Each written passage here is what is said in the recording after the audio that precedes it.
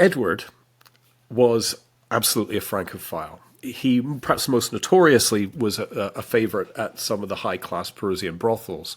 But the most important thing, I think, about Edward was that he was part of a soft power mission that the British government launched in an effort to kind of come to an agreement with the French, particularly over their colonial differences. They had long been, of course, colonial rivalries overseas in the struggle for empire. But, there were other threats, other things that people were worried about, not least the rise of Germany. So what actually happened was Edward visits Paris, I think it's in 1903, and initially he is treated with a great deal of hostility by the Parisian crowds. He's the son of the monarchy, so a monarchist, therefore not terribly popular with some of the more Republican left-leaning Parisians.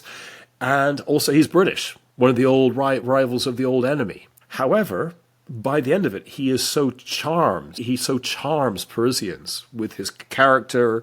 He was a bon viveur, that he becomes very popular.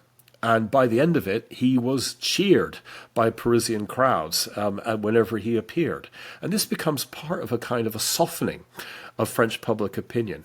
It's not the main reason the Entente Cordiale, that political understanding, kind of quasi-alliance, if you like, between the French and the British gets signed in 1904.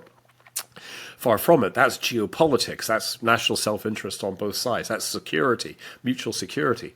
But it definitely was an act of soft power that helped to smooth over public opinion and made it more receptive to the idea of an agreement with the British.